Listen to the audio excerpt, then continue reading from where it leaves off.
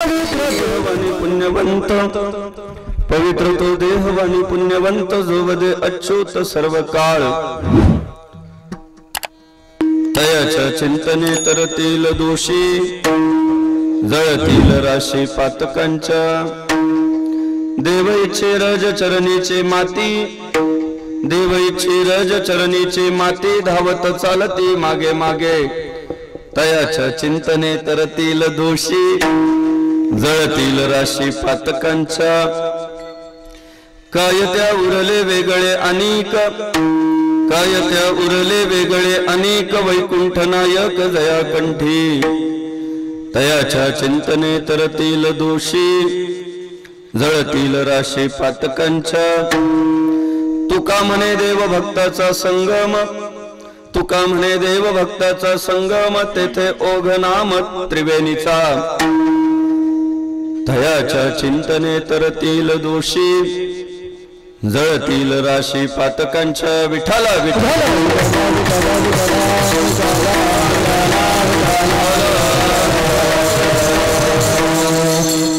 महायोग पीठे तटे भीमरथ्या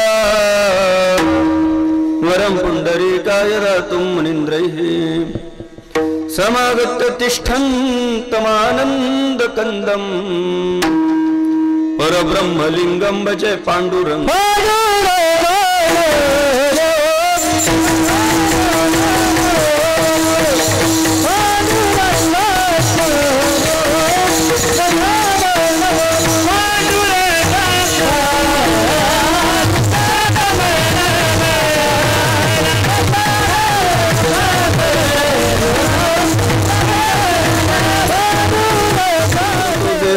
पुण्यवंत पवित्र तो देहवानी पुण्यवंत जोडे अच्युत सर्व काळ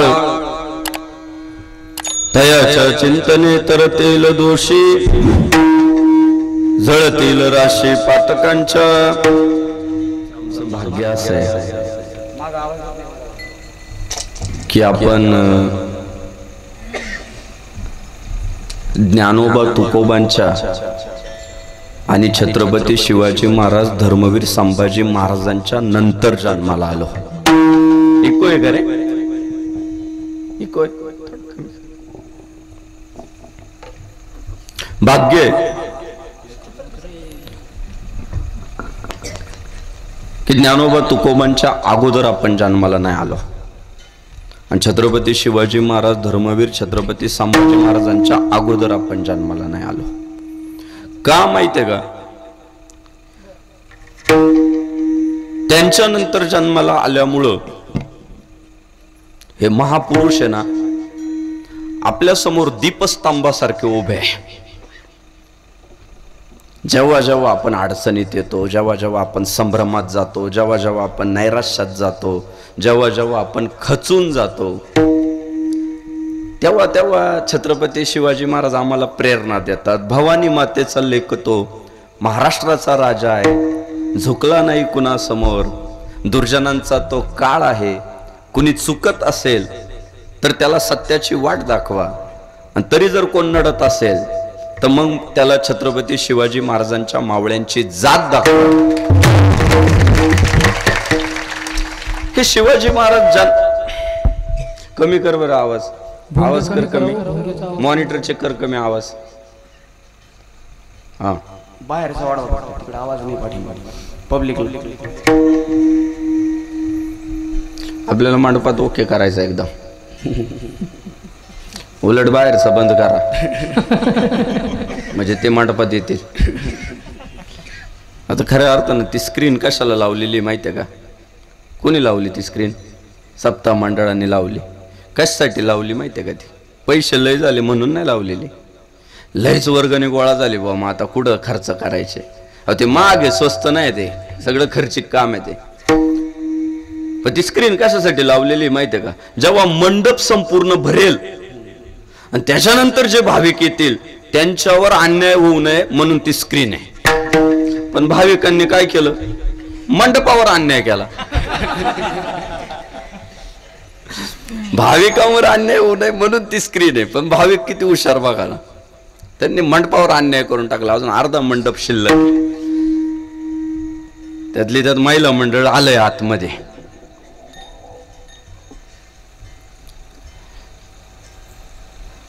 शिवाजी महाराजांच्या अगोदर जर जन्माला आलो असतो, धर्मवीर छत्रपती संभाजी महाराजांच्या, बाळाराव द्या आता, धर्मवीर छत्रपती संभाजी महाराजांच्या अगोदर जर जन्माला आलो असतो, चिरक्त नॉर्मल चिरक्त बोलताना नॉर्मल चिरक्त आहे बघ तू,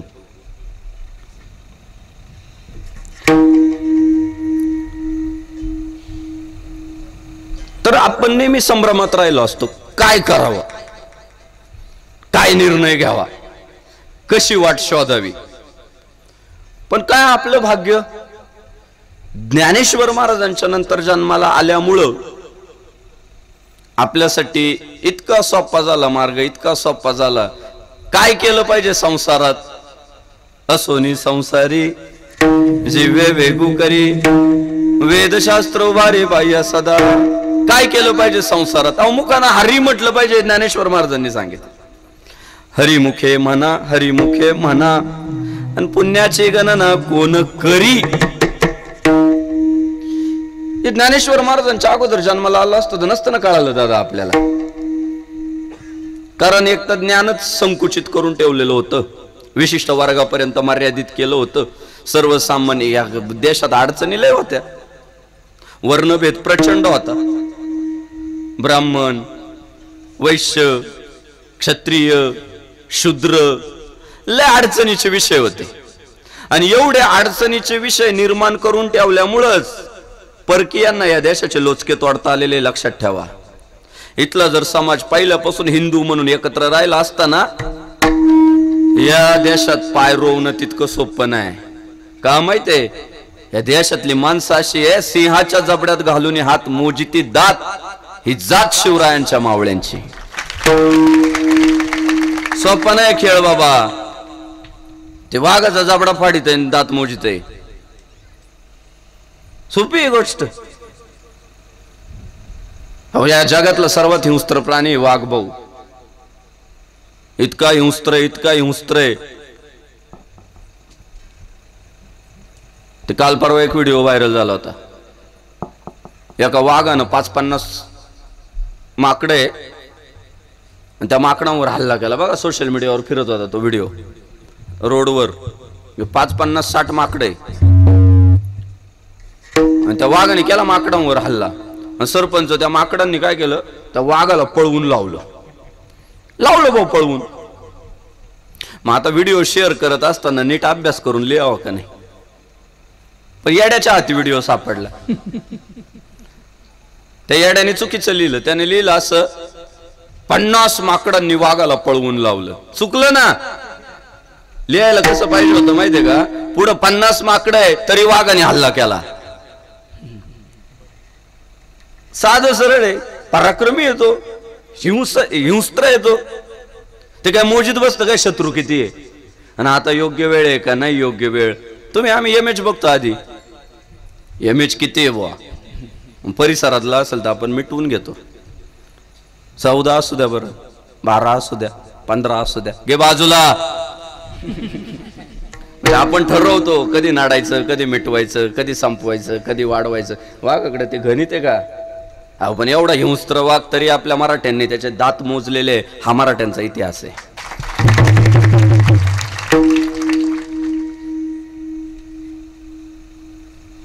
पण हे सगळं कधी शक्य झालं, त्यांच्या नंतर जन्माला आलो म्हणून आपल्याला आपलं सामर्थ्य कळालं की आपण किती ताकदीचे आहे. ज्ञानेश्वर महाराज जन्माला आले आणि हे जर त्यांना लक्षात आलं की हे बापरे लय अडचणीचे विषय राहू या राष्ट्रात, एवढा भारी समाज, बुद्धीने मनगट, बुद्धी मजबूत, मनगट मजबूत, मनाने मनगटाने समृद्ध समाज, आणि काय या समाजाची लोचकी तोडली जातात. अधर्मी लोक काय यांच्यावर अन्याय करतात. आणि मग ज्ञानेश्वर महाराजांनी व्रत घेतलं. काय, जयाने घातली मुक्तीची गवांदी,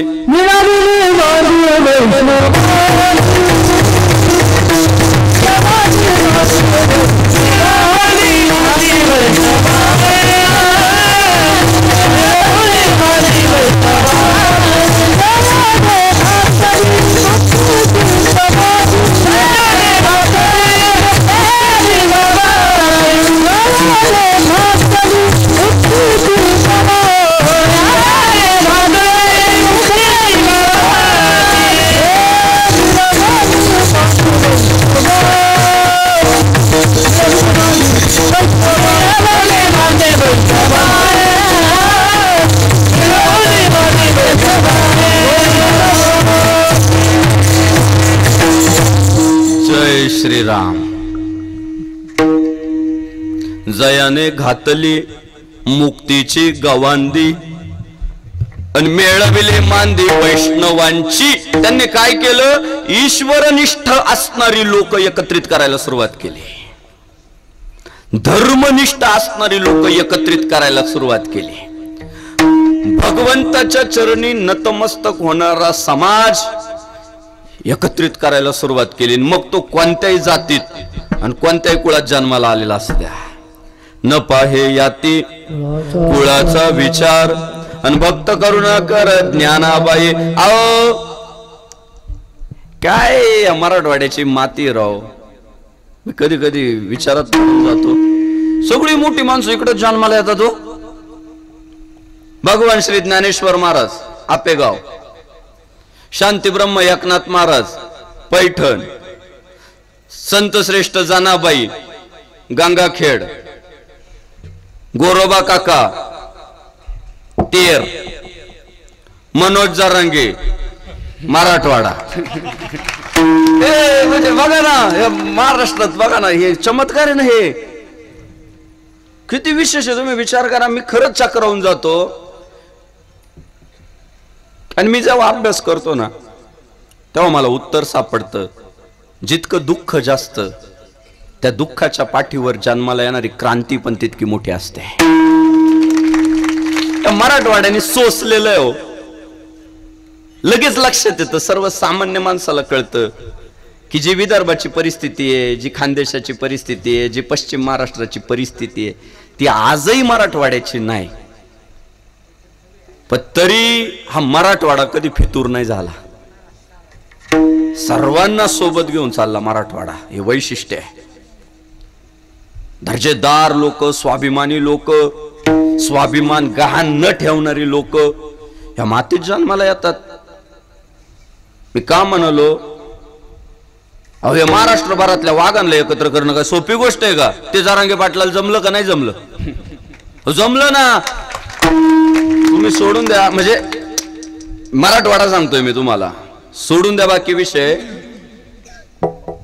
तिकडं पश्चिम महाराष्ट्रात जर तुम्ही आले ना, पैसा झालाय जास्त. लोक काच सुद्धा खाली घेत नाही आता. काय गाडीची काच सुद्धा खाली घ्यायला कंटाळा येतो, नको वाटतं मी आणि माझं. पण त्या पश्चिम महाराष्ट्रातल्या ब्रँडेड गाड्यांवर मागच्या काचेवर फोटो जर कुणाचे होते, ते जारांगे पाटलांचे होते. हे मराठवाड्यासाठी अभिमानाचीच बाब आहे ना. हो, आम्हाला कौतुक वाटतं. मी काय मराठवाड्याचा भूमिपुत्र नाहीये, पण एक अभ्यास करत असताना एक समजतं की दर्जेदार, पिळदार, धर्मनिष्ठ, तत्वनिष्ठ, निश्चयी, डगमगणारे नाही, अशी भूमिपुत्र या मातीत जन्माला येतात. आणि बघा ना, त्या भगवान ज्ञानेश्वर महाराजांच्या ते लक्षात आलं की अरे ही लय मोठी अडचण झालीये की ज्ञान एका विशिष्ट वर्गाकडे मर्यादित झालंय. काही स्पृश्य आहे, काही अस्पृश्य आहे. नाही म्हटले बा, काम करावं लागल, काम करावं लागल.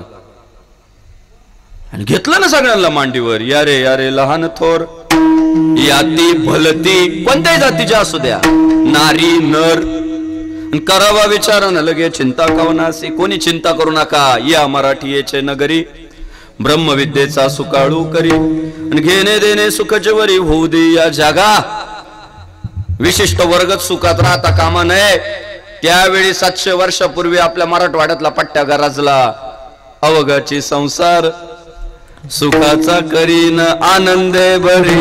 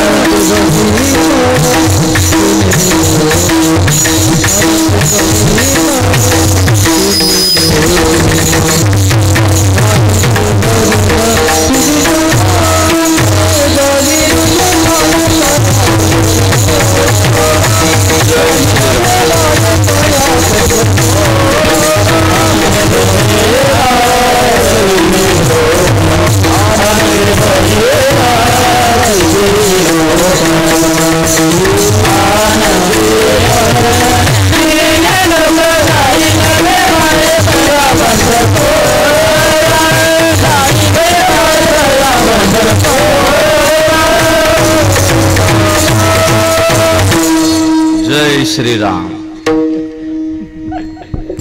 हो, प्रतिज्ञा केली 700 वर्षापूर्वी. ज्या महाराष्ट्रात पुरुष अस्पृश्य, उच्चवर्णीय, कनिष्ठवर्णीय, शूद्र हा प्रचंड वाद होता. कडाडला महात्मा नाही म्हटले, जमणार नाही, सगळ्यांना सुखी करायचं म्हटलं. आता मार्गही सांगितलं, जाईन गे माये तया पंढरपुरा आणि बेट्यानं माहेर आपुल्या. अहो कोणत्याही घरात जन्माला आलेला असू द्या, माहेरी गेला का सुखी होतोय. माहेरचं कुत्र दिसलं तरी बरं वाटत का नाही. मग माऊलींच्या ते लक्षात आलं की सुखरूप ऐसा तुझा कोण सांगा, आणि माझ्या पांडुरंगा सारिखा जो सर्व सुखाचे आगर. माऊली म्हणतात बाप रखुमा देवीवर सुख लागी करी सीताराम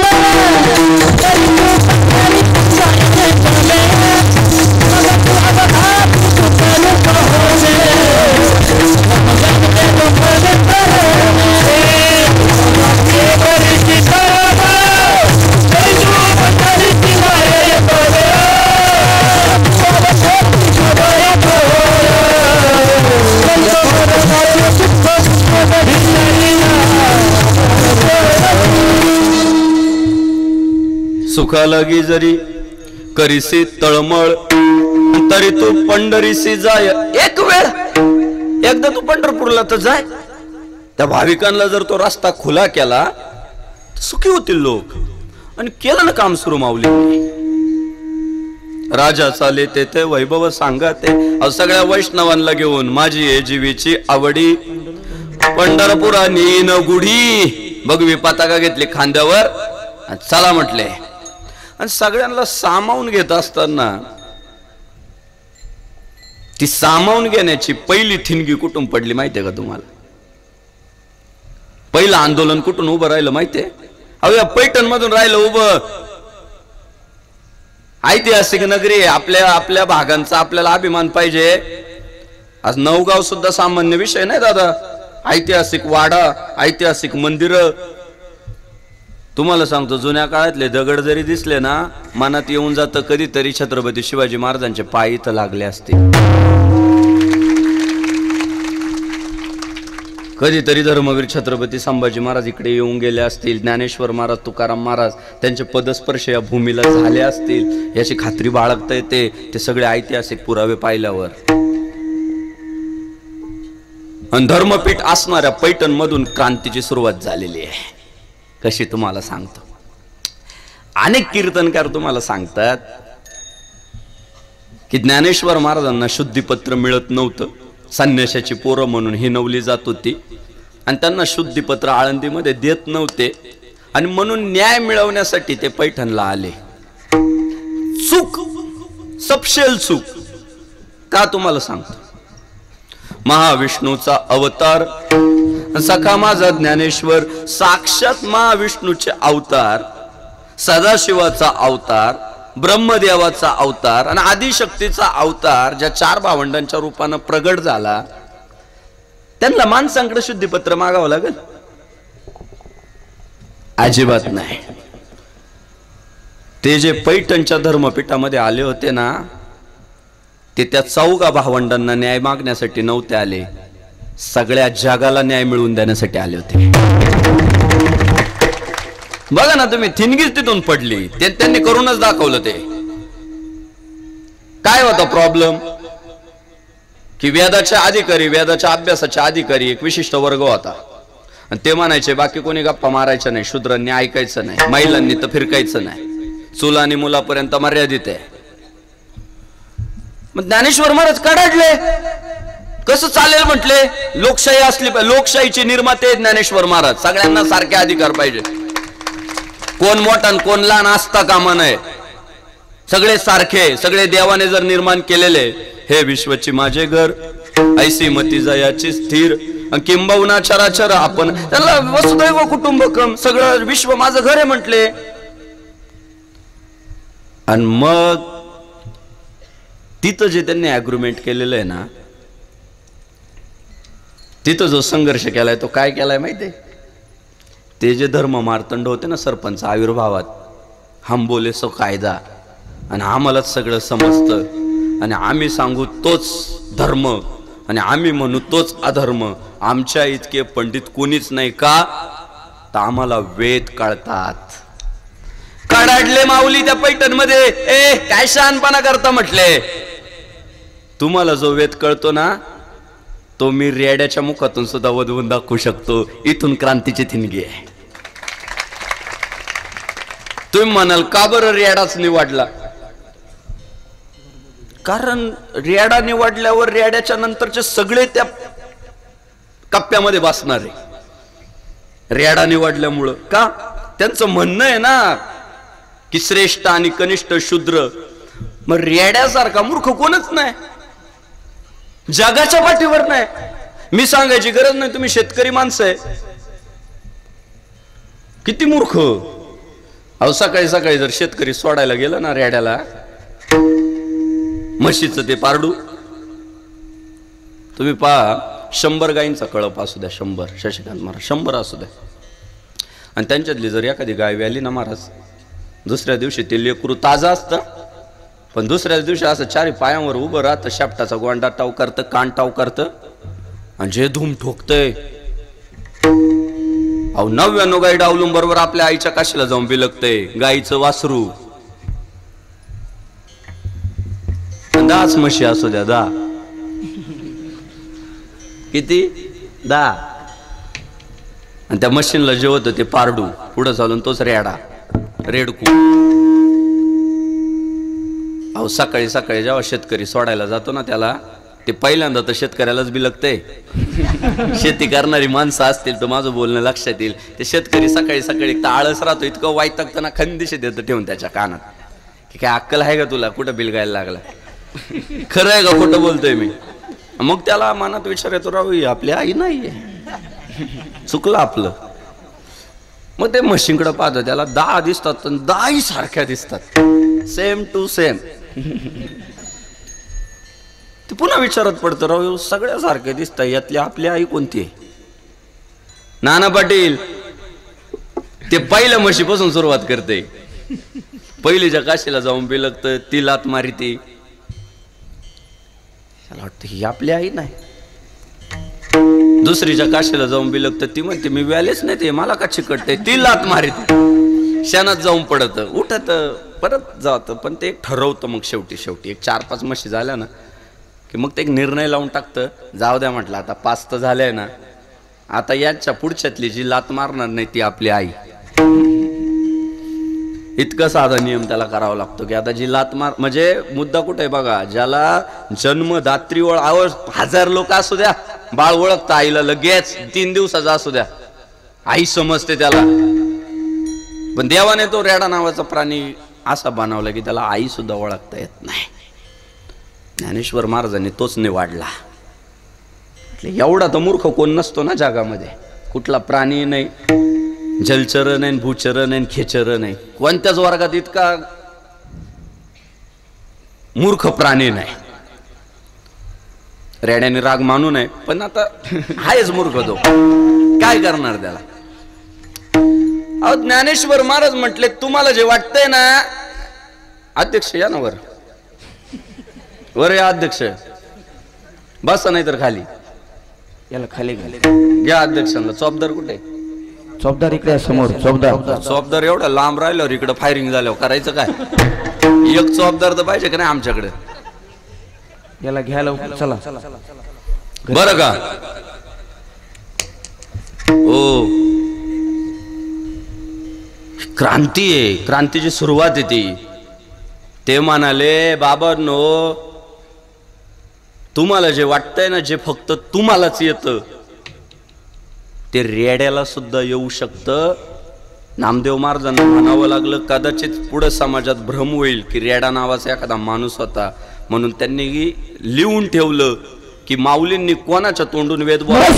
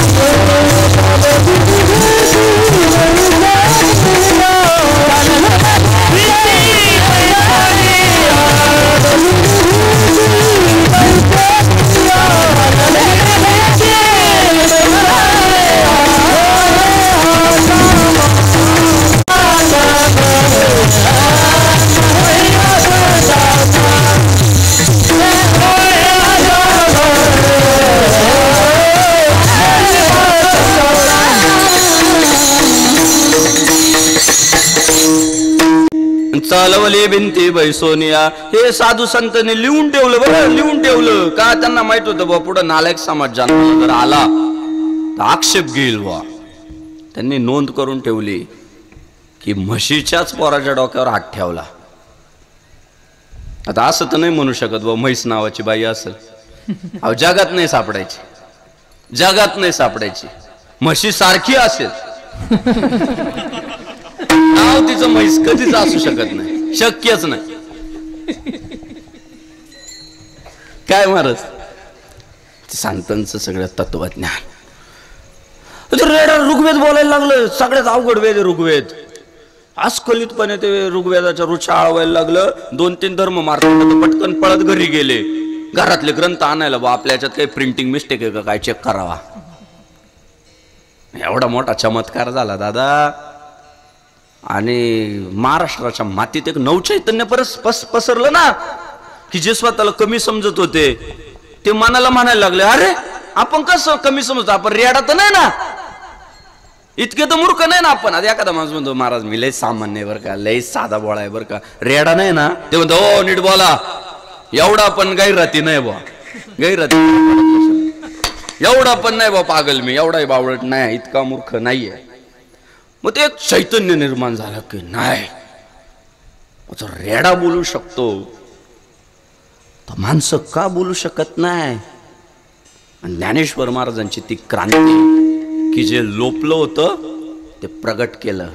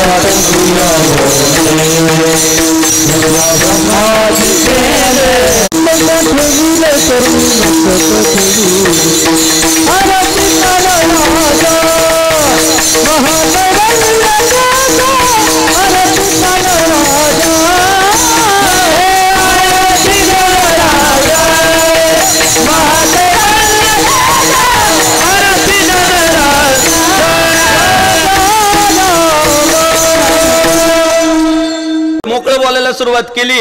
नेवाशाला दगडाला टेकून बसले.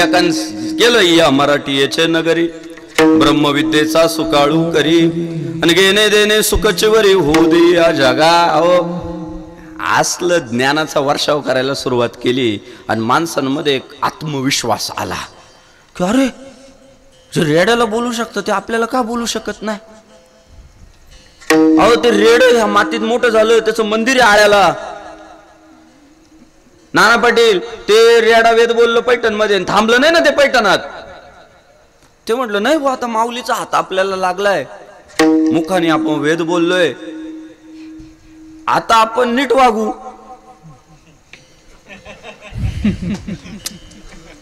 योगाने भेटलेच आपल्याला संत, तर आता कशाला बिघडल्यासारखं आपण वागायचं. अहो ते माऊलींच्या माग माग माग गेलं, ते पार पश्चिम महाराष्ट्रात आळ्यापर्यंत गेलं आणि आळ्याला त्याचं आयुष्य संपलं. ज्ञानेश्वर महाराजांनी त्याच्या मस्तकावर हात ठेवलं आणि या जगाच्या पाठीवर एका रेड्याला समाधी देणारा आपल्या वारकरी संप्रदायाचा संत आहे. अहो जो रेड्याचा अंगीकार करू शकतो तो तुम्हाला आम्हाला काय लोटून लावील का. आज जर आळ्याला गेले तर रेड्याच्या पायावर डोकं टाकवावं लागतं. फक्त त्या रेड्याला कळलं काय बुकेले शास्त्री, त्याला कळालं काय माऊलींच्या माग माग गेलं पाहिजे हे त्याला कळालं. अजून काहींना कळत नाहीये की माऊलींच्या माग माग आपण गेलं पाहिजे. खरं हा माऊलींच्या माग लागतील काही, माग लागणे कळतं ना. टाळ कुटुंब काय होणार आहे, भोंग्यांचा आवाज कमी करा, का बेजार करायचं काम चालवलं, हे माग लागतील, माग नाही जाणार. क्रांतीची सुरुवात झाली आणि दादा काय त्या भगवत नामामुळं, भगवत चिंतनामुळं माऊलींनी शास्त्र सांगितलं की तुम्ही मुखानं हरी म्हणा, तुमचं कल्याण होईल. अहो 18 पगड जातीत अशी नररत्न जन्माला यायला सुरुवात झाली ना. मग महाराच्या घरात चोखोबाराय जन्माला आले, कुंभाराच्या घरात गोरोबा काका जन्माला आले, चांबाराच्या घरात रोहिदास महाराज जन्माला आले, सर्व सामान्य कुळात आमच्या जनाबाई जन्माला आल्या, शिंप्याच्या घरात संत शिरोमणी नामदेव महाराज. एक एक एक असलं काम ना की आज त्यांच्या अभंग अभ्यासायचं म्हटलं ना कस लागतो बुद्धीचा, उमजत नाही काय.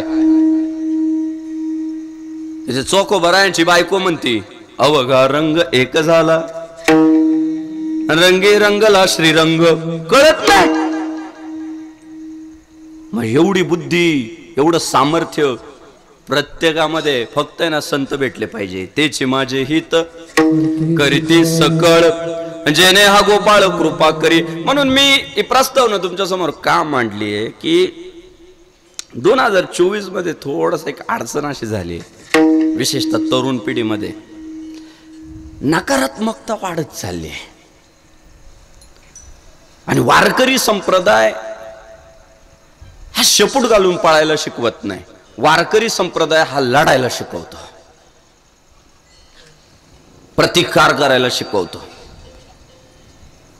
बघा ना, ते ज्ञानेश्वर महाराजांच्या नंतर कळस जन्माला आले तुकाराम महाराज, गरजले ना वेदाचा तो अर्थ अम्मासीच ठाव आणि यारांनी वा वा भार माता. ते म्हटले बाकीच्यांनी फक्त पुस्तकांचे वजे डोक्यावर व्हायचे, वेदांचा अर्थ आम्हाला कळतो. कोणामुळं? ज्ञानेश्वर महाराजांमुळं.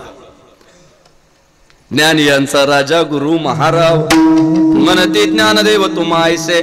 ज्ञानी यांचे गुरु जन्माला आले, सगळे डरकाळ्या पडायला लागले या महाराष्ट्राच्या मातीत. समता नांदवलीच त्यांनी, क्रांतीच करून दाखवली.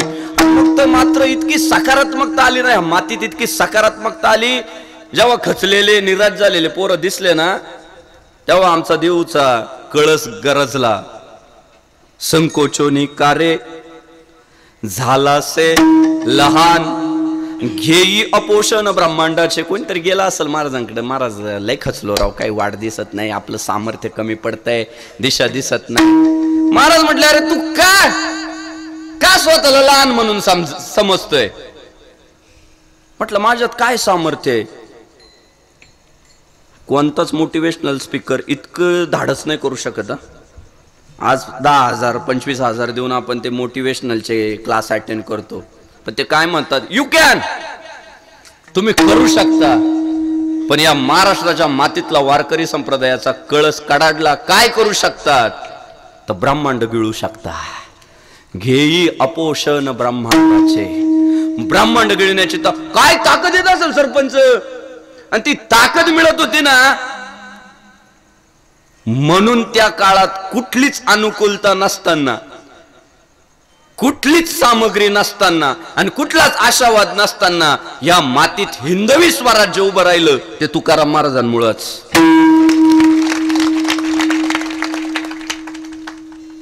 हा, म्हणून माझं तरुणांना एक सांगणं आहे आज कीर्तनाच्या माध्यमातून, नकारात्मकता आपण फेकून देऊ ना. किती दिवस नकारात्मक, किती दिवस नकारात्मक. अहो, मी आता मागच्या काळामध्ये बीड जिल्ह्यातल्या एका गावात कीर्तनाला होतो. गाव दुर्गमच आहे, मी पण मान्य करतो, म्हणजे रस्ता सुद्धा अजून मातीचा आहे, चांगला रोड तिथं पोहोचलेला नाही आहे. शशिकांत महाराज, इंटरनेटला रेंज नाही तिथं, खरं सांगायचं म्हणजे कॉलिंगसाठी एखादी काडी येते का नाही मोबाईलवर करावं लागत आहे. सलग 10 वर्ष झाले मी त्या गावात कीर्तन करतोय, गावाचं नाव सांगत नाही. तर मागच्या कालावधीमध्ये मी कीर्तनाला गेलो, तिथं तर एक माऊली माझ्याकडे आली, 40 वर्षाची मातोश्री असेल, आली आणि ढसाढसा रडायला लागली. म्हटलं झालं काय? म्हटली महाराज माझा पोरगा बेवडा झाला. म्हटलं दारू पितो का बेवडा झाला? बेवडा झाला. खरं सांगा म्हटलं, खरंच बेवडा झालाय का? हा म्हटले दिनरजनी आची धंदा आहे. बेवडा कोणाला म्हणतात? ज्याला रात्र कळत नाही, दिवस कळत नाही, ज्याला सुख कळत नाही, दुःख कळत नाही, ज्याला गरिबी कळत नाही, श्रीमंती कळत नाही, ज्याला यात्रा कळत नाही, उरूस कळत नाही आणि सप्ताह पण कळत नाही. ते सप्ताह येतं कधी कधी टाकून, कोण कीर्तनकार विचारायला, त्याला बेवडा म्हणतात. आणि ते मग आई मला म्हणाले हा मला तो बेवडा झाला. जाऊन बसलो मी त्याच्याजवळ. का रे म्हटलं, तुला काही लाज वाटते का? अरे तरुण आहे म्हटलं, आणि हा काळ इतका लढण्याचा आहे आमच्या क्षेत्रात सुद्धा उगीच म्हातारपणात नाही फोकसला येता येत. आता ते एक म्हातारे बाबा आहे लय व्हायरल आहे, काय नाव आहे हो त्यांचं? मधुकर गिरी महाराज सरपंच लय व्हायरल आहे ते. पण कोणाला वाटल बा ते म्हातारपणात कीर्तन शिकले? नाही नाही नाही, बालपणीपासून चाललंय तेव्हा आता कुठं आलंय यश. ते काय आदुपरी नाही झालेलं कुठलंच काय. आता काहींना वाटतं 70 वर्षाचा माणूस पंतप्रधान आहे देशाचा. हा अजिबात नाही. ती 70व्या वर्षी नाही सुरुवात. ते गुजरातमध्ये चहा विकत होतं ना तेव्हाची तयारी ती. कोणाला प्रश्न पडल की सध्या ग्रामपंचायत लढवणं सोपं नाही राहिलं. आता मागं डिसेंबरमध्ये निवडणुका झाल्या, तुमच्याकडच्या किती झाल्या? तर नाशिक परिसरात एक पोरगा आलं, पाया पडलं आणि ढासा रडायला लागलं. म्हटलं झालं काय? म्हटलं निवडणुकीत पराभूत झालो. म्हटलं मग रडतो कशाला? पुन्हा लढ की 5 वर्षांनी. म्हटलं नाही, पडलो म्हणून नाही रडते. म्हटलं मग 35 लाख वाटले तरी पडलो. म्हणजे ग्रामपंचायत सदस्य सांगतोय, MIDCच्या जवळ त्याचं गाव आहे, ग्रामपंचायतीला एक वजन आहे, 35 लाख वाटले. म्हटलं पराभूत झालो. रडायला लागलं ते. मग सामान्य पोराला प्रश्न पडल ना की आज ग्रामपंचायतीचं इलेक्शन लोक भिकारी झाल्यामुळं इतकं मागलंय. पंतप्रधान देशाचा होतो एक व्यक्तिमत्व आणि साधं बँकेत अकाउंट नाही. प्रश्न साहजिक आहे ना. त्याचं उत्तर असं आहे की ते एकाएकीनं आदुपरी नाही झालेलं काम. ते पोरग गुजरातमध्ये जेव्हा चहाची किटली घेऊन फिरत होतं ना तेव्हाच स्वप्न पाहत होतं माझ्या अयोध्येत माझ्या रामाचं मंदिर बांधायचं आहे. सुरुवात आहे शुद्ध बीजापोटी, फळे रसाळ गोमटी.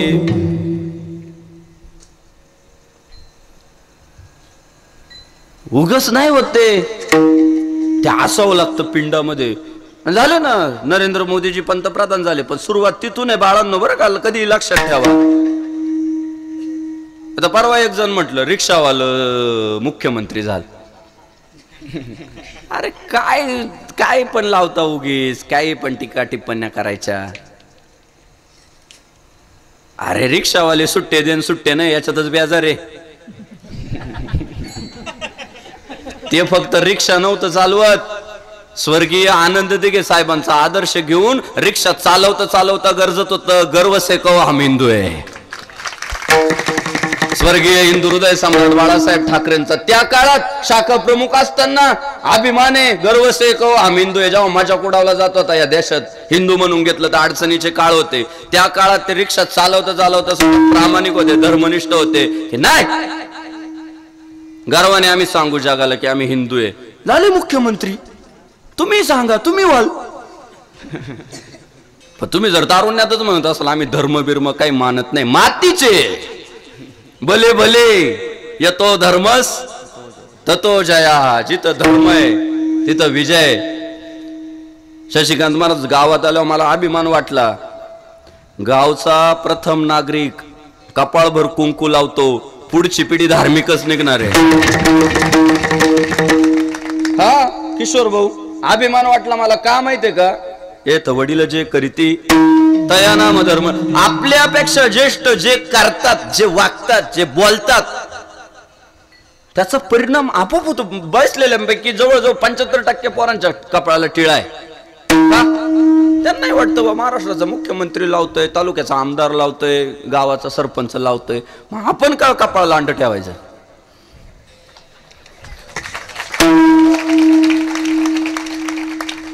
मस्त कपाळभर पुरं टिळे लावायला लागले ना. अभिमान वाटतं आम्हाला ते बघून.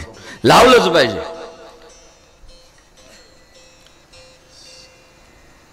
तारुण्यात संघर्ष सगळा तारुण्यातला आहे. ते मोदीजी असू द्या, ते गिरी महाराजच होणार आहे पुढे चालत. संघर्ष झाले तर लवकर व्हावे जरा.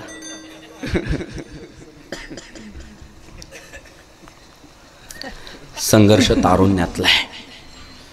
तुमच्या गावात आहे ना काही म्हातारे माणसं आहे, ते करते काहीच नाही, पण दर महिन्याला त्यांच्या अकाउंटला आहे ना 20,000, 25,000, 30,000 येतात. आहे का एखादा बसलेल्यांपैकी पेन्शनवाला आहे का? पेन्शनवाले का आले येतील कीर्तनाला? एखादा असला तर हात वर करा. नाही एक पण जमिनीत जास्त आपल्याला गोदावरीच्या काठी. अहो ते पेन्शनवालं जास्त ना करीत काहीच नाही, पण महिन्याला त्याच्या अकाउंटला 20,000 25,000 30,000 येतात. त्याला पेन्शन असं म्हणतात. आणि असले गाल गुबगुबीत ना त्यांचे. अहो सर्दी जरी झाली तरी पुढची पिढी लगेच दवाखान्यात नेते. का मेलं बिलं तर काय करायचं बा? तर सोन्याचा अंड देणारी कोंबडी आहे. त्या म्हाताऱ्यांसाठी घरातली लोक म्हणतात हे चंद्रसूर्य असेपर्यंत राहिले पाहिजे आणि आम्हाला पेन्शन खाता आलं पाहिजे. लय मजा आहे त्यांची, लय मजा हो त्यांची. पण ती मजा उगीच नाही भाऊ. आता जर गावातल्या एखादा म्हातारा म्हटलं आपल्याला पेन्शन चालू करायचं कधी मेल्यावर, अहो त्याने तारुण्यात पावसाळ्यात पाऊस पाहिला नाही, उन्हाळ्यात ऊन पाहिलं नाही आणि हिवाळ्यात थंडी पाहिली नाही. सकाळच्या 6च्या गाडीने कामावर रुजू झालंय ते. मग शिक्षक असू द्या, नोकरदार असू द्या, राबलंय ते, पळालंय ते. आणि त्या कष्टाची फळं ते म्हातारपणात. तुमचं म्हातारपण कसं असणार आहे ना हे तुमच्या तारुण्यावर अवलंबून आहे. त्याला म्हटलं तू करतोय काय? ह्या वयात पळायचंय, धावायचंय, अरे रात्रीचा दिवस करायचा आहे, धर्माची सेवा करायची, परिवाराची सेवा करायची. आता मला लय लोक म्हणतात तुम्ही ड्रायव्हर का ठेवत नाही? अरे परवडलं पाहिजे ना मी लोकांना. मी काय रोज ड्रायव्हर ठेवील? कारण मी कीर्तनाचे शशिकांत महाराज जवळजवळ फक्त 15,000 रुपये घेतो. 15,000 घेतो. काहीला तर आश्चर्य वाटतं फक्त, कारण बाकीच्यांचे त्यांनी भाव ऐकलेले असतात. ते मला म्हणतो तुम्ही राहू सोशल मीडियावर एवढे फेमस आहे तरी फक्त 15,000. मी त्याला सांगत असतो बाबा मला पार्लेजी व्हायचंय, मला पार्लेजी व्हायचंय. काय पार्लेजी? गरीबाला परवडला पाहिजे आणि श्रीमंताला आवडला पाहिजे. बाजारात काही बिस्किट आहे गरीबाला आवडतात आणि श्रीमंताला आवडतात, पण श्रीमंत खरेदी करू शकतो, गरीबाला परवडतच नाही ना. पण पार्लेजी बिस्किट बघा साध्या छोट्या टपरीत सुद्धा भेटत आणि 5 स्टार मध्ये सुद्धा असतं. 5 स्टार मध्ये आराम करणारा माणूस सकाळी म्हणतो मॅनेजरला मला नाश्त्याला पार्लेजी लागल बरं का. 5 स्टार मध्ये सुद्धा पार्लेजी ठेवावा लागतो. छोट्याशा टपरीत सुद्धा पार्लेजी भेटतो. मग आमचं तेच मत आहे की जर पहिल्यांदा आपल्याला धर्म महत्वाचा आहे तर तो धर्माची सेवा प्रत्येक समाजातल्या प्रत्येक वाडी वस्तीपर्यंत धर्म पोहोचला पाहिजे. त्यासाठी पार्लेजी व्हावं लागेल ना. आजच पाळायचा काळ आहे, आजच धावायचा काळ आहे. काही गरज नाही ड्रायव्हरची, अजून रक्त मजबूत आहे. पोरं म्हणतात स्विफ्ट का वापरतात? BMW आणील भराल का हप्ते? त्याला काय लागतं आता 2-4 चेक आणि IT रिटर्न 2-3 वर्षाचं. जा घेऊन आणि भरा हप्ते. आमच्या गाड्यांचे हप्ते कोणाला भरावे लागतात? तुम्हाला भरावे लागतात. आम्ही विचार करतो की आपलं हे वय धावायचं, पळायचं, सेवा करायचं, जेव्हा खरंच शरीर थकल तेव्हा या काळात तू चक्क बेवडा झाला. मला काय म्हटलं माहितीये का ते म्हटलं थोडं मला पण ऐका ना. म्हटलं माझं पण समजून घ्या ना. झालं का तुमचं कीर्तन? म्हटलं काय झालं? माझी यात 1% पण चूक नाही. म्हटला माझ्या गावात मोबाईलला रेंज नाही, माझ्या गावात अजून डांबराचे रस्ते आले नाही, जमिनीत 400 फूट जरी बोर घेतला ना खाली तरी धुराडाच उडतो, खडकच लागतो, पाण्याचा थेंब लागत नाही. आजूबाजूला MIDC नाही, कारखाने नाही की जाईल कुठेतरी कामाला रोजंदारी मिळवून, आणि लाजिबात नाही. चांगल्या शिक्षण संस्था नाही की जाईल बुवा शिक्षण घेईल पुढचं, नाही. शिक्षण संस्था नाही, कारखानदारी नाही, शेतीत पाणी नाही. त्यामुळे मिळेल तेवढ्या पाण्यात मी आपला पॅक बनवून पितो. आता जेवढं भेटतंय पाणी ते तर कारणी लागलं पाहिजे का नाही? म्हटलं बर. म्हटलं झालं का तुझं बोलणं? आज नाही आलो म्हटलं गावात. 10 वर्ष झाले सलग कीर्तन करतो या गावात. 10 वर्षापूर्वी जेव्हा कीर्तनाला आलो होतो तेव्हा तुझ्याच गावातला एक तुझा सख्खा चुलत भाऊ याच गावात 20 वर्षाचा झाला.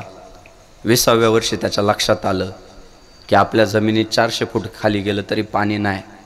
शेतकरी अडचण येते. शेतकऱ्याचं पिकलं तरी आज त्याला बाजारभाव भेटत नाही. शेतीला आता जोडधंद्याशिवाय पर्याय नाहीये. हे 20व्या वर्षी त्याच्या लक्षात आलं. आजूबाजूला कारखाने नाही, MIDC नाहीये, शिक्षण संस्था नाही. त्या पोराला वाटलं आपण हातपाय हलवले पाहिजे. ज्या अर्थी देवानं जन्माला घातले त्या अर्थी उगच नाही घातलेलं. काहीतरी या शरीराकडून घडणार आहे. त्या पोराने कोणाच्या तरी तोंडून ऐकलं होतं, पुण्या मुंबईत गेल्यावर माणसाची प्रगती होती.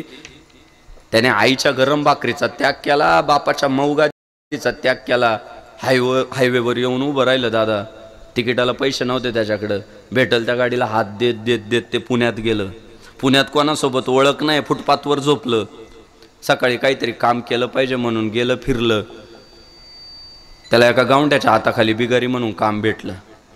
दिवसभर कष्ट करायचे, 300 रुपये रोज. भाऊ सिमेंट कालवायचं, ते वाळूत सिमेंट पाणी टाकून कालवायचं. विटा उचलून 4थ्या मजल्यावर नेऊन टाकायचं. बिगारी म्हणून काम केलं त्याने. ते म्हटलं नाही, कुठून तरी सुरुवात करावं लागेल. काहीच न करण्यापेक्षा काहीतरी सुरुवात केलेली कधी चांगलं. झाली सुरुवात बुवा.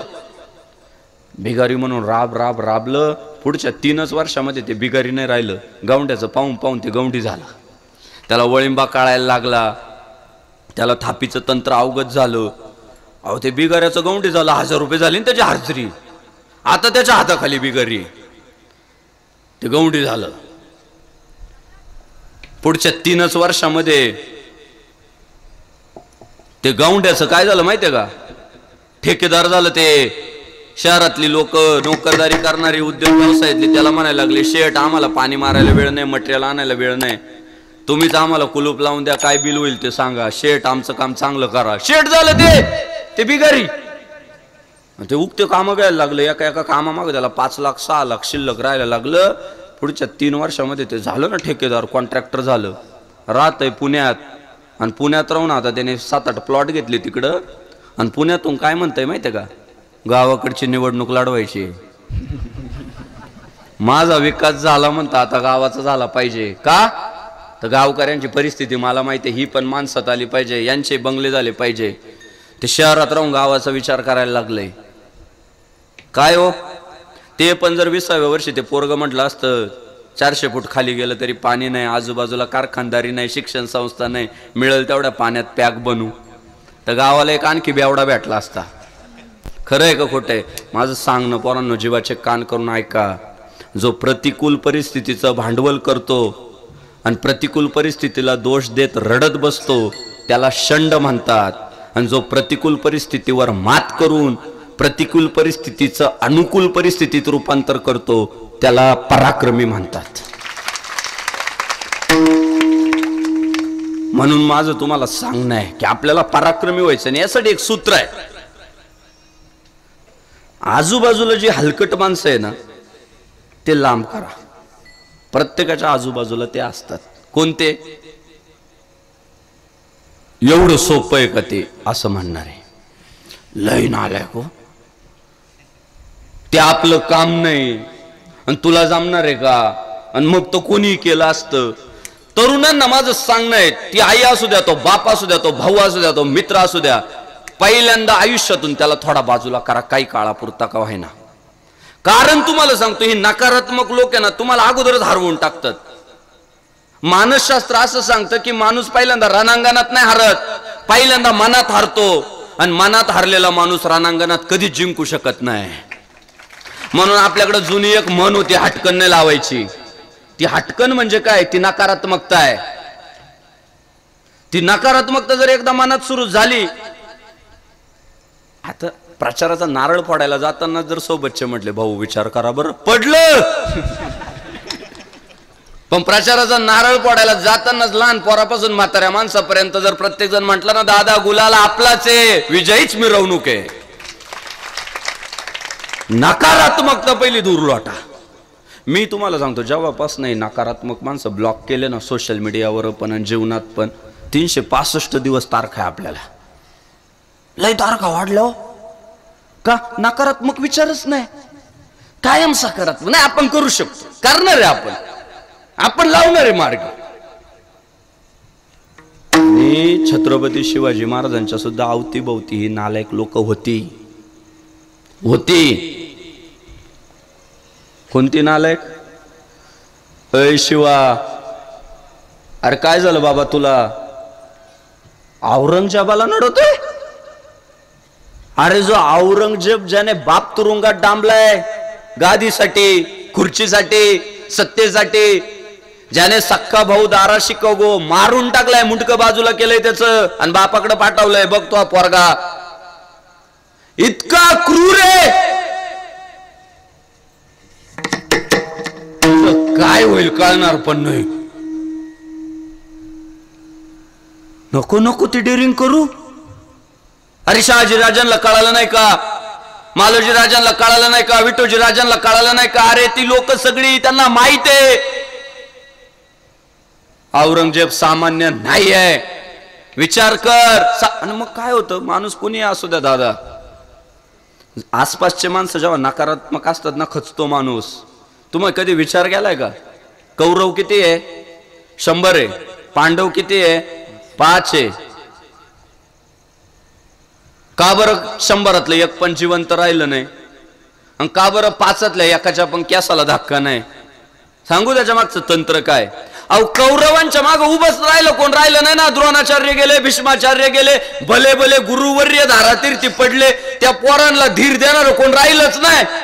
पण या 5 पोरांच्या मागे जगाचा बाप उभा होता की जो म्हणत होता यदा यदा हि धर्मस्य ग्लानिर्भवति भारत आणि अभ्युत्थानम अधर्मस्य तदात्मानं सृजाम्यहम्. तो गॅरंटी देत होता की धर्माच्या चळवळीमध्ये जर माझे धर्मनिष्ठ सेवक अडचणीत आले, पराभूत होण्याची लक्षणं दिसली, तर हा पट्ट्या स्वतः रणांगणात उतरतो. हा पाठीराखा सोबत असल्यामुळं पांडव जिंकले ना, जिंकले ना. मग ती आजूबाजूला आहे ना, ती सकारात्मक लोक पाहिजे. आणि मग शिवरायांना जेव्हा असं नकारात्मक केलं जायचं, आजूबाजूची लोक शिवराय म्हणायचे तानाजी घोडा काढ रे, काढ घोडा. कुठं जायचं आहे मोहिमेला? मोहिमेला नाही, आज जगद्गुरु तुकाराम महाराजांच्या कीर्तनाला जायचं आहे. आणि महाराज मग लोहगाव असू द्या, देऊ असू द्या, त्या लोहगाव मध्ये महाराज गेले मजल दर मजल करत, कीर्तनाला गेले. परचक्र वेडा पडला. तिथल्या चाकणच्या गनिमाला कळालं की स्वराज्य उभा करणारा शिवाजी राजा इथं कीर्तनात आला, ज्याचा आपण शोध घेतोय तो आपल्याला तिथं सापडल. सगळ्या कीर्तनाला वेडा दिला होता, इतिहास तुम्हाला माहित आहे. आतमध्ये बातमी पोहोचली की गनिमाने वेडा दिलाय. शिवरायांनी युक्तीचा वापर केला, तुकाराम महाराजांनी भक्तीचा वापर केला, आणि कसे बसे शिवराय त्या परचक्र वेड्यातून निसटले होते. हा इतिहास लहान पोरांना सुद्धा माहित आहे. माझा मुद्दा त्याच्या पुढचा आहे सरपंच, की ज्याला इतका धोका आहे त्याला लोहगावला जायची गरज काय कीर्तनाला? अरे गावात कीर्तन असल्यावर पोरं याय ना. बरं असं काय नाही बा, कीर्तनाला गेलो असतो पण फायरिंग होईल. तू आहे कोण? कुठेही बस ना खडकावर, कोणी दखल तरी घेईल का बा? आला का गेला का आला तरी आमचे पाय इकडं वळत नाही. आणि शिवरायांच्या बाबतीत एवढी मोठी रिस्क आहे, एवढं मोठं आव्हान आहे की शत्रू टपून बसलेला आहे, आपल्याला शोधतोय, आणि तरी महाराज घोड्याला टाच मारून तुकाराम महाराजांच्या कीर्तनाला काय? उत्तर एकच आहे. हे जे नकारात्मक लोक होते ना, यांचा वीट यायचा, आणि कीर्तनात येऊन बसल्यावर मग तुकाराम महाराजांनी शिवरायांना पाहिल्यावर अहो अशी वाणीला धार यायचे ना, आणि मग शिवरायांना पाहून म्हणायचे महाराज असाध्य ते साध्य करिता सायास, कारण अभ्यास तुका म्हणे. अशक्य गोष्टी सुद्धा अभ्यास केला तर शक्य होतील. सत्य संकल्पाचा दाता नारायण, आणि सर्व करी पूर्ण मनोरथ निश्चयाचे बळ, आणि तुका म्हणे त्याची फळ. बघा ना तुकाराम महाराजांचा अभंग आहे, आणि तो जशाला जसा अफजलखानाच्या वादाला तुम्हाला लावून देतो. काय? अशक्य आहे, असाध्य ते साध्य करिता सायास, कारण अभ्यास तुका म्हणे. जशाला तसा अभंग शिवरायांनी आचरणात आणलेला आहे, जशाला तसा. 40,000 फौजे अफजलखानाची, 40,000,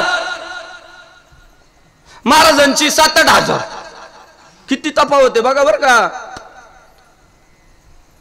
अफजल खान छत्रपती शिवाजी महाराजांपेक्षा डायरेक्ट दुप्पट आहे. दुप्पट नाही, तिप्पट, चौपट, 5पट आहे. आवाढव्यच तो. त्याच्याकडे घोडदळे, हत्तीदळे, पायदळे, तोफ आहेत, बंदूक आहे, सगळं आहे.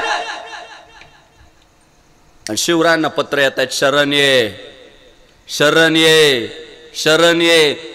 तुमच्या आमच्यासारखं म्हटलं असतं आता डिपॉझिटच जप्त झालंय, काय राहिलं आता आपल्याकडे शिल्लक? शिवरायांना आठवला अभंग, असाध्य ते साध्य करिता सायास. आता प्रयत्न करावे लागतील आणि नुसते कुठल्याही दिशेला प्रयत्न नको, अभ्यास पूर्ण प्रयत्न करावे लागतील. झाला अभ्यास सुरू की आता उघड्या मैदानात आपण अफजल खान मारू शकत नाही. आता काहीतरी गनिमी कावा केला पाहिजे, अभ्यास केला पाहिजे. कमजोरी काय कळालं, अफजल खान हरभऱ्याच्या झाडावर पटकन चढतो. उत्तर मिळालं. म्हटले बर, पाठवलं पत्र. तुम्ही आमच्या वडिलांचे मित्र, म्हणजे आम्हाला वडिलांसारखेच आहे. तुम्हाला शरण यायचंय, पण मी तुम्हाला घाबरलोय. एक काम करा ना साहेब, तुम्हीच मला भेटायला या ना. अहो ते अफजल खान इतकं झटकन चढला हरभऱ्याच्या झाडावर. आणि हिंदू हृदय सम्राट स्वर्गीय बाळासाहेब ठाकरे म्हटले होते, एखाद्याला जर पाडायचा असला ना आधी उचलून घ्यावा लागतं. आणि बस शिवरायांनी तो अभ्यास केला की आता याला उचलावा लागणार. उचलला, इतका खुश झाला. अरे म्हटलं याची चर्चा हिंदुस्थानात, या उंदराची. अहो ते तर झालं, शरण आलंय. आलोच म्हटलं, आलो. झाला का नाही अभ्यास, कामाला आला का नाही. 40,000 फौज घेऊन आलेला अफजल खान प्रतापगडाच्या पायथ्याला फक्त 4 लोक घेऊन आला होता. याला म्हणतात अभ्यास. आणि छत्रपती शिवाजी महाराजांनी त्या दिवशी दाखवून दिलं, भले तरी देऊ कासेची लंगोटी आणि नाठाळाच्या माथी हनू काठी. अरे आम्ही इतके सज्जन आहे, प्रेमात जर आला तर अंडरपॅन्ट पण देऊन टाकू.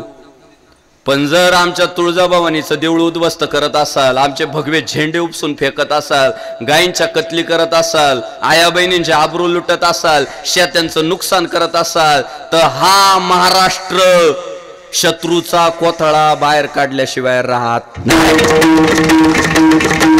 आणि दादा, त्या अफजल खानाची कबर बांधली महाराजांनी तिथं. वेगवेगळे विचारवंत म्हणतात नाही महाराजांना लय प्रेम होतं परधर्माचं, म्हणून त्याची. अरे लय प्रेम असतं तर कोथळाच नसताना बाहेर काढला. बरं बांधायचीच होती कबर तर गडावर बांधली असती, पायथ्याला का बांधली. त्या कबरी मागचं शास्त्र काय होतं माहितीये, सापराक होती ती मुघलांना त्या काळातल्या, की पुन्हा जर स्वराज्याकडं वाईट नजर करून पाल, वाकड्या नजरेने पाल, तर अशा कबरी उभ्या केल्या जातील. आणि कशासाठी होती माहितीये ती कबर, ती तुमच्या आमच्यासाठी बांधून ठेवलेली आहे प्रतापगडाच्या पायथ्याला, तुमच्या आमच्यासाठी. की भविष्यात 2024 मध्ये तुम्हाला जेव्हा वाटेल ना की आमच्यापेक्षा अफजल खान मोठा आहे, आमच्यापेक्षा त्याचं सैन्य मोठं आहे, आमच्यापेक्षा त्याला फंडिंग मोठं आहे, आमच्यापेक्षा त्याला साथ मोठी आहे, त्यावेळी फक्त ती प्रतापगडाच्या पायथ्याची कबर आठवा आणि मग दाखवून द्या जगाला की आम्ही सुद्धा शिवरायांप्रमाणे शत्रूचा काढू शकतो. हा त्यासाठी आहे. आणि कुठून भेटली प्रेरणा, ही साधू संतांच्या विचारातून भेटली. काय करू शकत नाही माणूस. अहो या मातीत सर्वसामान्य जन्माला आली. हो देव पाहावयासी गेलो आणि तेथे देवाचे होऊन ठेलो. देवाच्या शोधात निघालेली माणसं देव झाली. आयुष्याच्या साधने सच्चिदानंद पदवी घेणे, आयुष्यभर कष्ट घेतले. आज आम्हाला म्हणावं लागतं ज्ञानेश्वर महाराजांच्या बाबतीत देवते संत, देवते संत निमित्त त्या प्रतिमा. अरे निमित्ताला माणसासारखी आहे पण असताना देव झाली. याच पैठण मध्ये सर्वसामान्य व्यक्तिमत्व जन्माला आलं शांतीब्रह्म एकनाथ महाराजांच्या रूपानं. पण काय क्रांती करावं, काय क्रांती करावं. आओ देवानं एक नाही दोन नाही तब्बल 14 वर्ष कावडीने पाणी.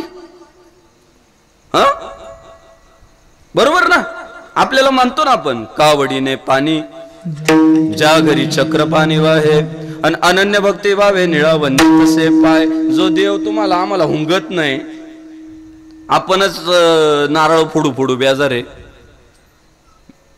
आणि तो देव तिथं कावडीने पाणी वाहतोय. मग जे नाथबाबांना जमू शकतं ते आपल्याला जमू शकत नाही का. त्याचं एकच उत्तर आहे, एकदा का तुम्ही देवाचं भजन केलं, नामस्मरण केलं की तुम्ही देवाच्या शोधात निघालेले असतात, पण तो देव तुमचा दास होतो आणि तुमच्या माग माग जातो. 3रं चरण. देवाची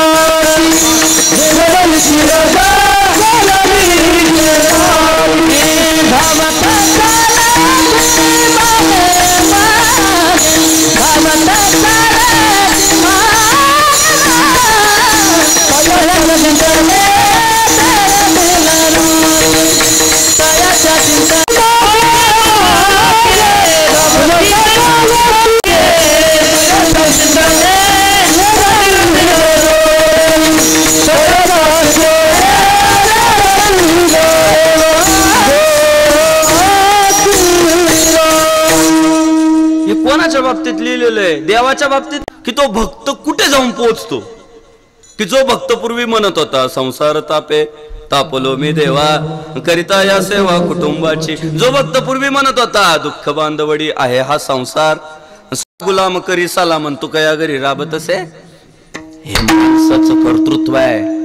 तो परिस्थिती बदलवू शकतो.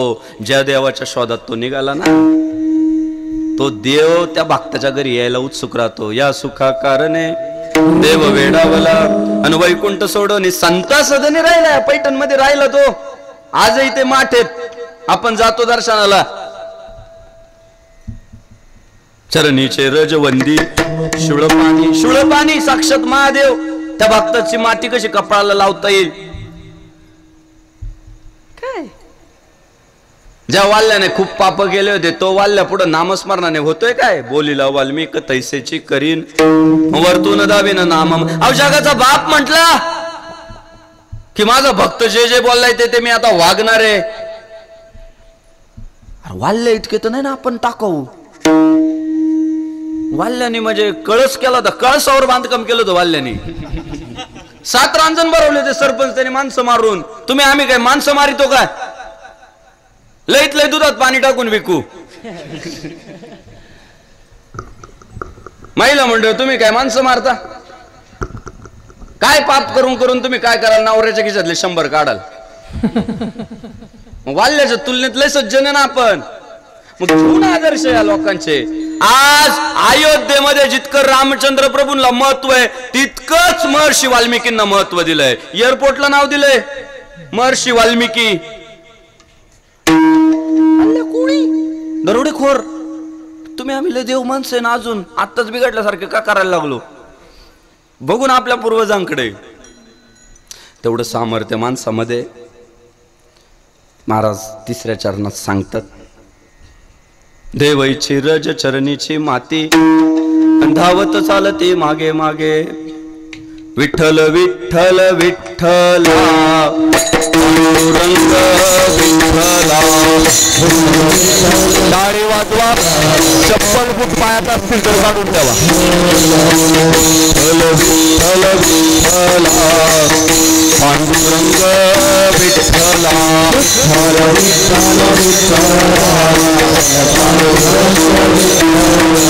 विठ्ठल विठ्ठल विठ्ठला महादेव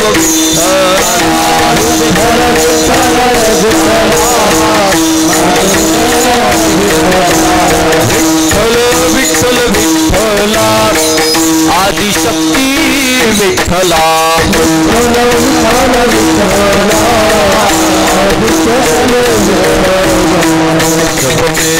राम जी का आवन होगा सबरी की कुटिया का पावन होगा.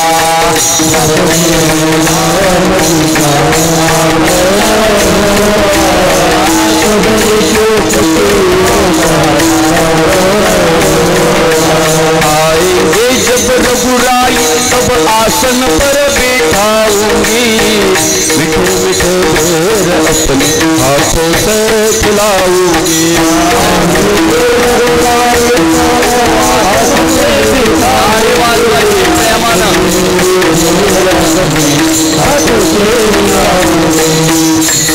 साथ लखन जी का दर्शन होगा सबरी की कुटिया का पावन होगा. जब मेरे राम जी का होगा सबरी की कुटिया का रघुवर राजा राम पतित पावन सीता राम.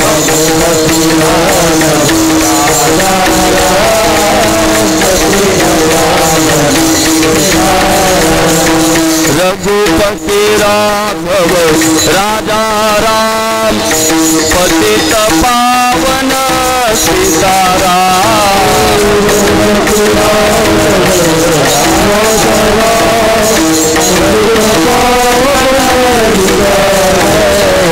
रघुपति राघव राजा राम पतित पतित पावन सीताराम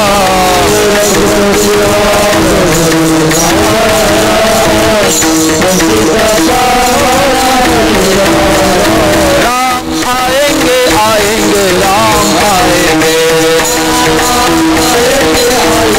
सारी बात राम आएंगे आएंगे राम आएंगे मेरे जन्मों के सारे काम मिट जाएंगे राम आएंगे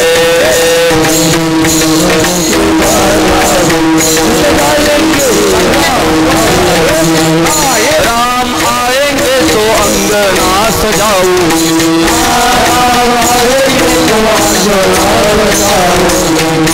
दीप जला के दिवाली मैं मनाऊं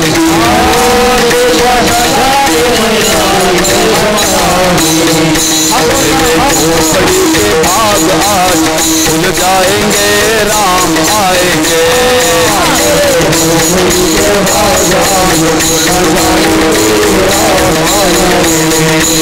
ओम नमः शिवाय ओम नमः शिवाय हर हर भोले नमः शिवाय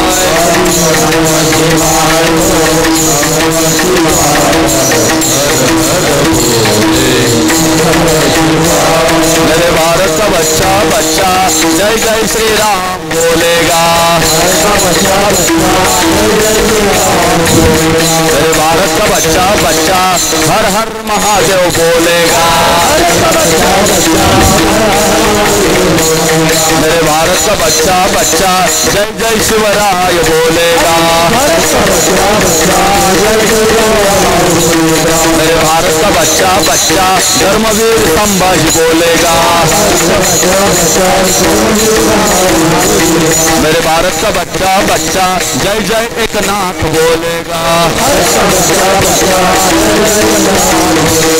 विठोबा रकुमाई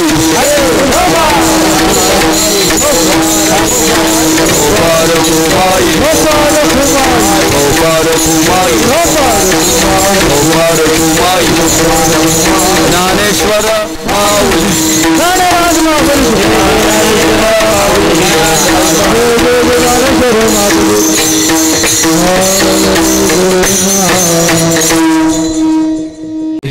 महादेवांच्या महाशिवरात्री निमित्त गेली 12 वर्षांपासून नवगाव गावामध्ये हा अखंड हरिनाम सप्ताह होतोय।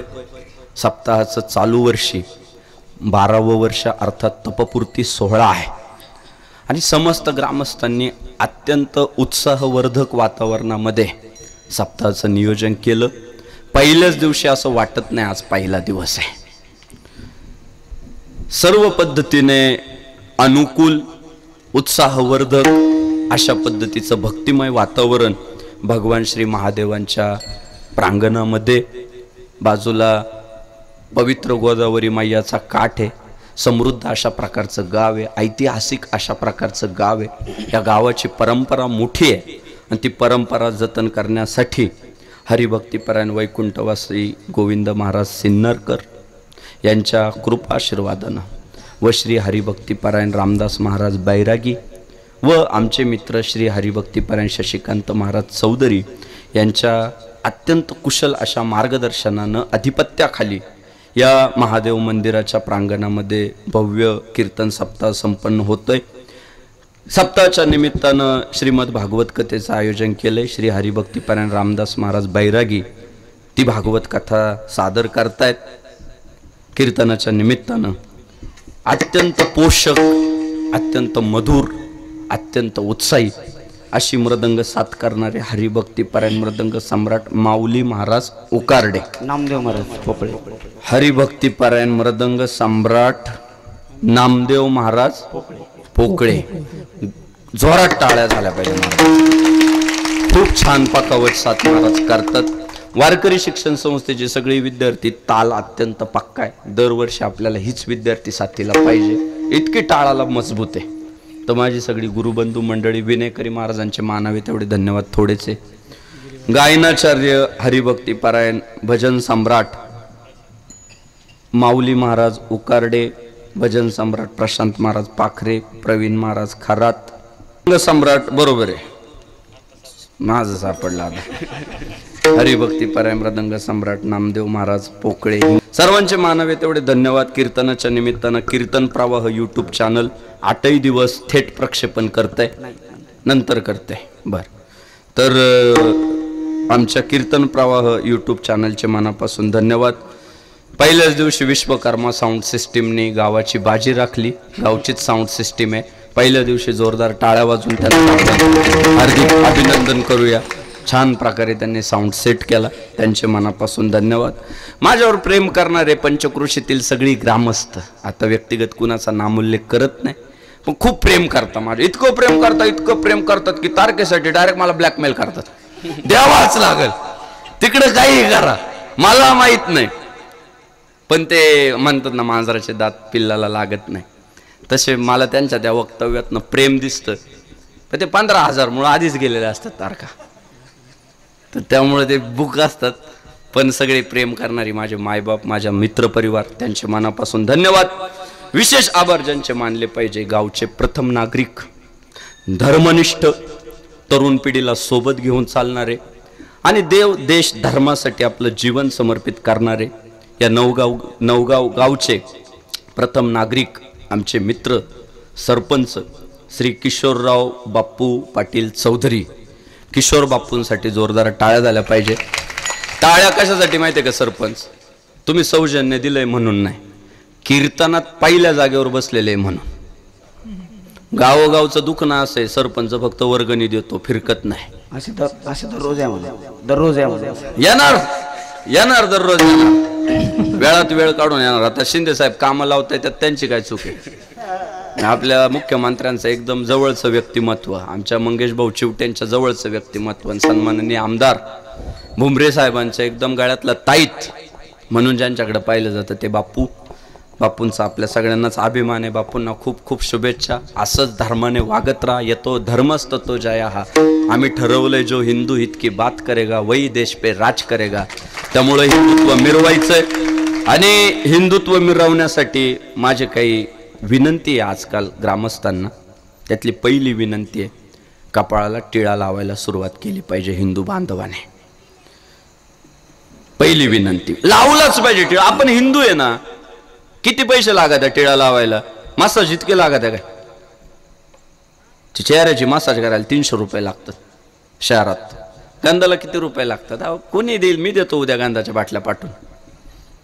तर आपल्या तरुण पोरांनी कपाळाला टिळा लावायचा. माता भगिनींनी कुंकवाच्या जागेवर जरी टिकल्या लावायला सुरुवात केली तरी त्या भगव्याच पाहिजे, लालच पाहिजे, केशरीच पाहिजे.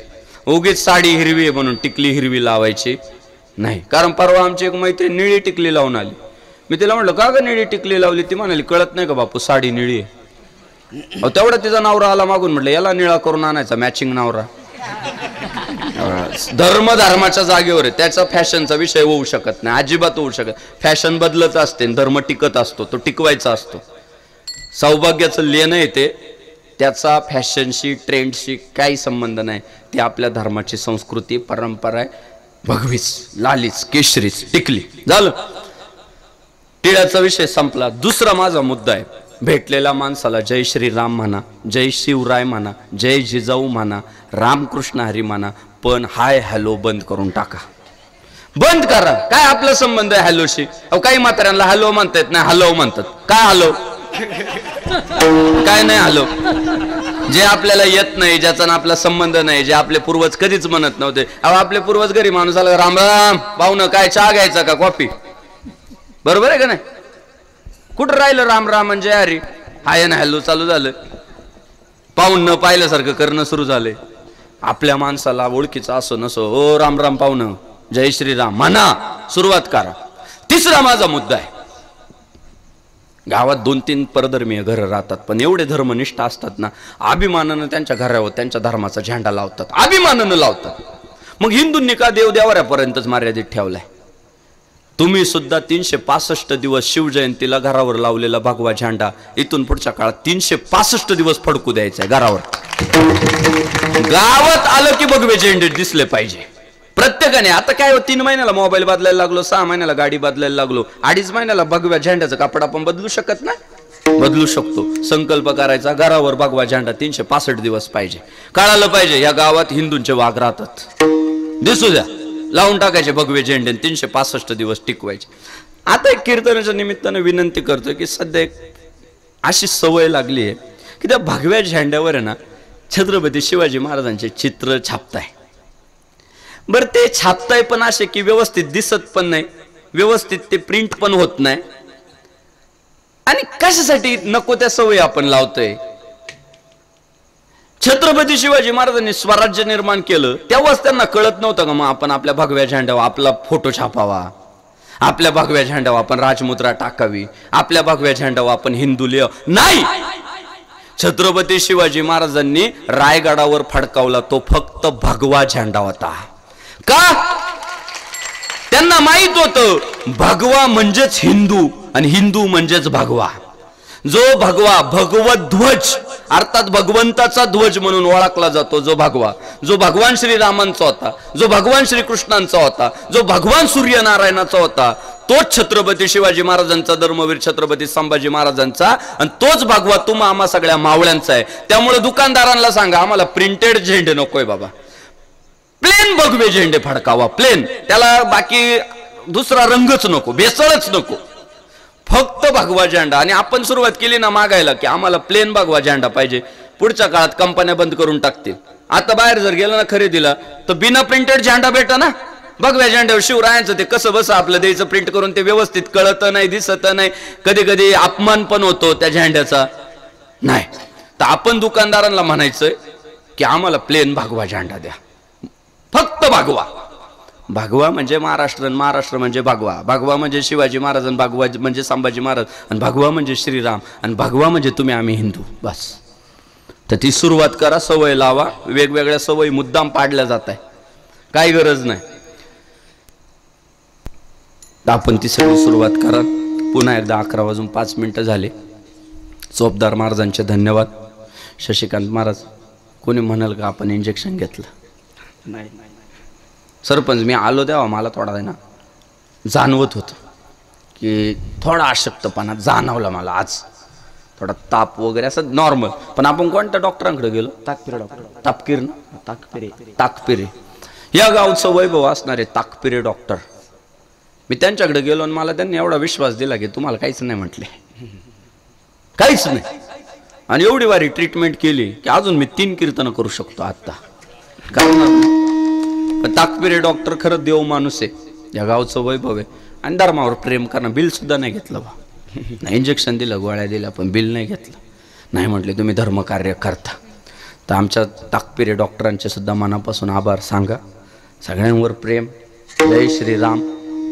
असंच मराठमोळी माणसं आपण, मराठमोळी माती, अशीच चिरंतन राहू आपली सोनेरी ही नाती. गर्व से कहो हम हिंदू है, जो हिंदू हित की बात करेगा वही देश पे राज करेगा, और भारत का बच्चा बच्चा जय जय श्री राम बोलेगा. विठ्ठल जय जय विठ्ठल.